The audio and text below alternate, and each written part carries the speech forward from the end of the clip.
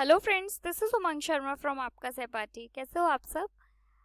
अभी के सेशंस में लास्ट सेशन से हमने स्टार्ट किया है आपका बिजनेस स्टडीज का फोर्थ चैप्टर प्लानिंग में 80% हमने कवर कर लिया था। मैंने लास्ट सेशन में आपसे कहा था कि आपसे जितने भी वीडियोस आएंगे वो आपको हिंदी और इंग्लिश दोनों में मिलेंगे। तो लास्ट वाला वीडियो भी हिंदी और इंग्लिश दोनों में था और ये वाला भी हिंदी इंग्लिश दोनों में है। मैंने आपसे ये भी कहा था कि आपको जिस भी लैंग्वेज के वीडियोस मतलब लाइव क्लासेस पहले चाहिए तो आप मुझे कमेंट करके ये चीज़ बताइए कि आपको नीचे सिर्फ इंग्लिश में चाहिए तो इंग्लिश लिखिए और इंग्लिश में हिंदी में चाहिए तो आप हिंदी लिखो। ठीक है, तो जिसकी भी स्ट्रेंथ मेरे पास ज़्यादा हो जाएगी हम उसकी लाइव क्लासेस पहले स्टार्ट कर देंगे। स्टार्ट करते हैं। आज प्लानिंग में थोड़ा सा और रह गया है, एक प्रोसेस रह गया है और इम्पोर्टेंस हमने लास्ट वाले में कवर कर ली थी। अच्छा, एक बहुत इंपॉर्टेंट चीज़ टाइप जो है, जो कि बहुत इंपॉर्टेंट थे, बहुत लेंथी था, जो कि इस बार आपके कोर्स से हटा दिया है। तो इस बार आपसे क्वेश्चन पेपर में बोर्ड एग्जाम्स में नहीं पूछा जाएगा। सबसे पहले स्टार्ट करते हैं प्लानिंग की प्रोसेस क्या होती है। इसको सबसे इम्पॉर्टेंट चीज़ कि इनके जो नंबर हैं वो आपको सीक्वेंस चेंज नहीं कर सकते। आप वो सीक्वेंस आपको वैसा ही रखना पड़ेगा जैसे आपकी बुक में दिया हुआ है। इस सीक्वेंस को चेंज ना करना पड़े, क्योंकि ऐसे तो आपको याद रख पाना थोड़ा सा टफ होगा। इसके लिए मैं आपको लास्ट में एक टेक्निक बताऊंगी जिससे आप इसको बहुत इजीली याद कर सकते हो। ठीक है, चलो फर्स्ट वाला हमारे पास दिया हुआ है सेटिंग ऑब्जेक्ट्स, जिसको हिंदी में बोलते हैं उद्देश्यों का निर्धारण। इसमें क्या होता है, जैसे कंपनी का कोई गोल, हर कंपनी का एक गोल होता है जो कि वो अचीव करना चाहते हैं, जो कि वो पाना चाहते हैं, जहाँ तक वो पहुँचना चाहते हैं। इसके लिए क्या होता है, ओनर या फिर मैनेजर्स जो होते हैं वो एक प्लानिंग करते हैं किसी गोल को अचीव करने के लिए, एक योजना बनाते हैं कुछ पाने के लिए। इसमें काम करने के दो तरीके हो सकते हैं। कौन कौन से हो सकते हैं? पहला हो सकता है आपका फिजिकल रिसोर्स और दूसरा हो सकता है फाइनेंशियल रिसोर्स। कोई भी ऑब्जेक्ट सेट करने से पहले हमें ये सोचना ज़रूरी होता है कि जो हमने ऑब्जेक्ट सेट किया है, हमारे कॉम्पिटिटर्स ने, मान लीजिए उन्होंने कोई गोल सेट किया हुआ है, वो जिस टेक्निक पर काम कर रहे हैं और आपने सेम टेक्निक वो चूज कर ली। अब ये ज़रूरी नहीं है कि जिस टेक्निक पर वो काम करके अपना गोल अचीव कर पा रहे हैं आप भी सेम टेक्निक पर काम करके आपका गोल अचीव कर पाओ।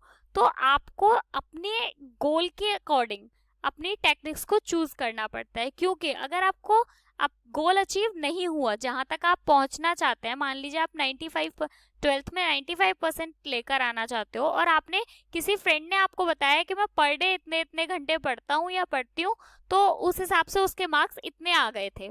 लास्ट ईयर उसने किया था जब 12th 95% आ गए थे। अब ये जरूरी नहीं है ना कि आप भी सेम टेक्निक को अप्लाई करके वो गोल अचीव कर पाओ, और अगर आपको गोल अचीव नहीं हुआ तो आप बहुत ज़्यादा डिमोटिवेट हो जाओगे।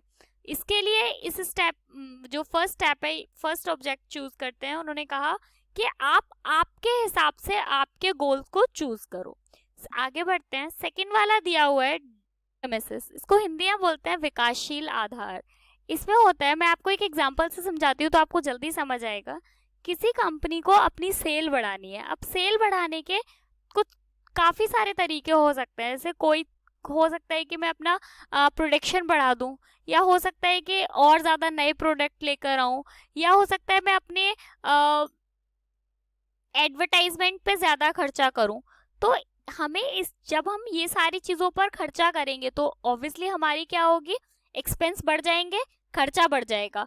तो हमें इस चीज़ को भी ध्यान में रखना चाहिए प्लानिंग करते टाइम कि अगर इन फ्यूचर कॉस्ट बढ़ जाती है तो हम कॉस्ट को ऐसे अलॉट करें कि हमें अगर फ्यूचर में कॉस्ट बढ़ भी जाए तो हमें नुकसान ना हो। ये एक एजम्पशन होता है, मतलब एजम्पशन का मतलब होता है कि हम पहले से अज्यूम करके रखते हैं, हम पहले से सोच कर रखते हैं। ये कोई फाइनल फिगर्स नहीं होते, सिर्फ एक एजम्पशन होती है जो कि जो हमारे मैनेजर्स होते हैं, जो ओनर होते हैं, जो ये डिसाइड करते हैं कि कॉस्ट कितनी होनी चाहिए, कि अगर फ्यूचर में कॉस्ट बढ़ भी जाए तो हमें अभी कोई नुकसान ना हो। उनको बहुत सारा एक्सपीरियंस होता है, बहुत सालों का, तो ये उसके बेसिस पे अपने अजम्पशन को तय करते हैं। उसके बाद में नेक्स्ट है हमारे पास identify alternative courses of action. इसको हिंदी में बोलते हैं कार्यवाही की वैकल्पिक विधियों की पहचान। बच्चों आप स्क्रीनशॉट लेते रहना साथ में, तो मतलब आपके लिए सही रहेगा, अदरवाइज आप नोट कर रहे हैं तो बहुत अच्छी बात है। किसी भी काम को हमने लास्ट वाला और सेकंड वाला स्टेप और थर्ड वाला बहुत कुछ सिमिलर है। किसी भी काम को करने से के बहुत सारे तरीके हो सकते हैं। जैसे अभी हमने इससे पहले एक एग्जांपल लिया था कि कंपनी को अपनी सेल बढ़ानी है, बहुत सारे तरीके हो सकते हैं। अपना प्रोडक्शन बढ़ा दो, प्रोडक्ट बढ़ा दो, डिफरेंट टाइप के डिस्काउंट देने लगो, या फिर अच्छी मार्केटिंग करने लगो, या एडवर्टाइजमेंट पे बहुत ज़्यादा खर्चा करो। तो अगर आपने ये सारी चीज़ें की हैं तो हमें क्या देखना पड़ता है कि हम क्या क्या करके अपनी सेल को बढ़ा सकते हैं। इनमें से कौन कौन सी चीज़ें हम करें, ये जो अभी हमने जिन पर बात की, इनमें से हम क्या क्या करें जिनसे हमारी सेल बढ़ जाए, हमारी बिक्री ज़्यादा हो। उसके बाद में नेक्स्ट है हमारे पास इवैल्यूएटिंग ऑल्टरनेटिव कोर्सेज, यानी विकल्पों का मूल्यांकन। देखो, सारे ऑप्शंस में से बेस्ट ऑप्शन चूज करना, हमारे पास जितने भी विकल्प हैं उनमें से सबसे बेटर ऑप्शन चूज करना अपने बिजनेस के हिसाब से, अपने कॉम्पिटिटर्स के हिसाब से नहीं। हो सकता है उनके लिए कोई और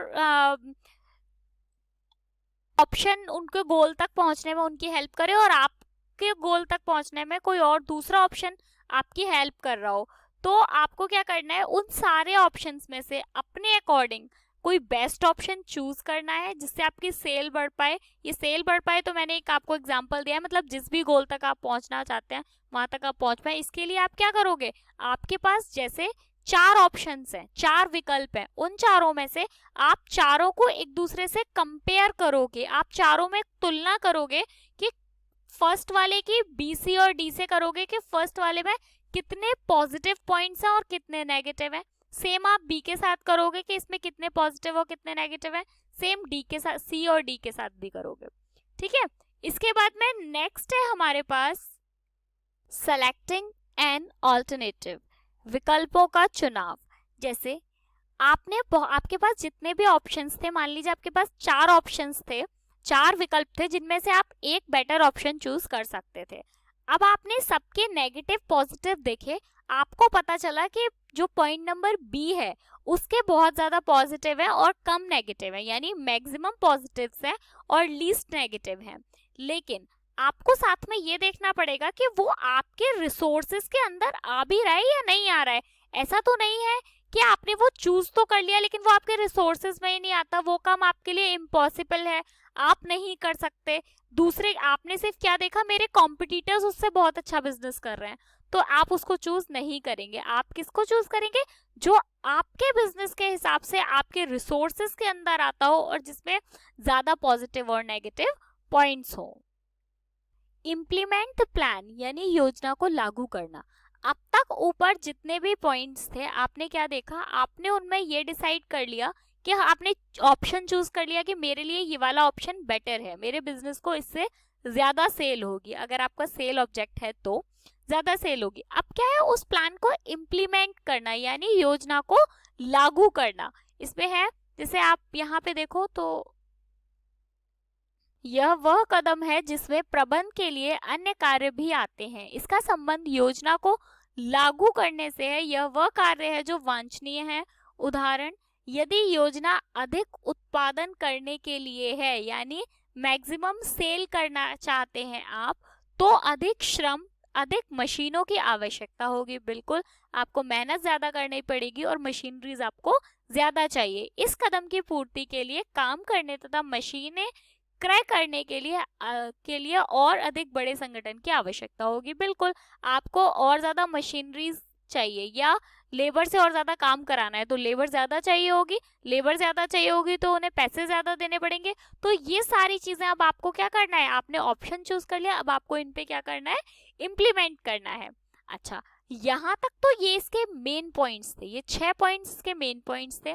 7th पॉइंट है, आप खुद सोचिए, क्या केवल इम्प्लीमेंट करने से काम चल जाएगा? आपने इम्प्लीमेंट तो कर लिया, आपने बेस्ट ऑप्शन चूज कर लिया और इम्प्लीमेंट कर दिया, यानी योजना को लागू कर दिया, लेकिन अब क्या आपको अपने प्लान को मॉनिटर नहीं करना पड़ेगा? मॉनिटर भी करना पड़ेगा। आपको एक बार उसे चेक करना पड़ेगा। मान लो कि आपने सोचा था कि जो इन्फ्लेशन आएगा वो 4% के हिसाब से आएगा इन फ्यूचर, क्योंकि आप, वो सिर्फ assumption थी, आपने सोचा कि 4% के हिसाब से इन्फ्लेशन आएगा, लेकिन इन्फ्लेशन आया 6% के हिसाब से।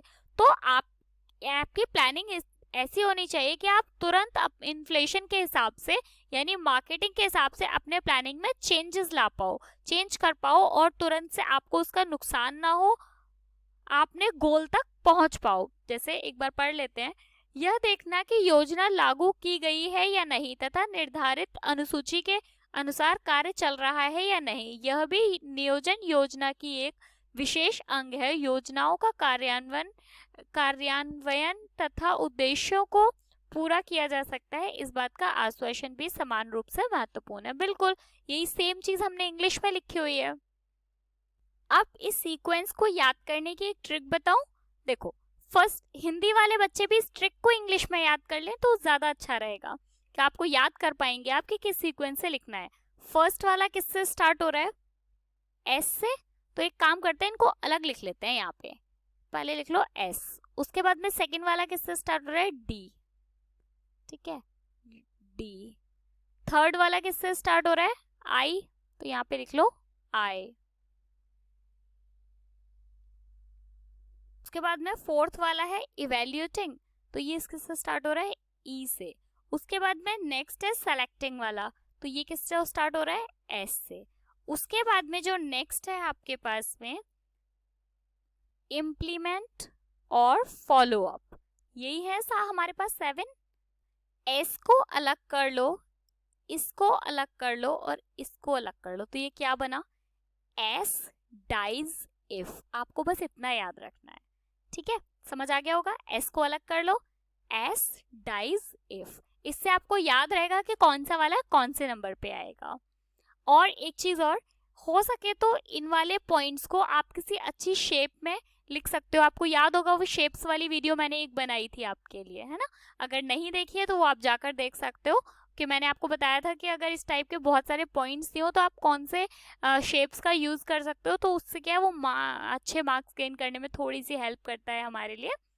ये चैप्टर पूरा खत्म हो चुका है, इतना ही इस चैप्टर में इम्पोर्टेंट है। कुछ टॉपिक हटा दिए गए हैं तो वो पढ़ने की जरूरत नहीं है। मिलते हैं नेक्स्ट चैप्टर जब हम पढ़ेंगे नेक्स्ट सेशन में। लेकिन आप वो वाली चीज याद रखना, आप मुझे कमेंट करके बताओ कि किस चीज की वीडियो क्लासेस आपको पहले चाहिए। वीडियो को लाइक करना मत भूलना। मिलते हैं नेक्स्ट सेशन में। Bye bye, thank you so much.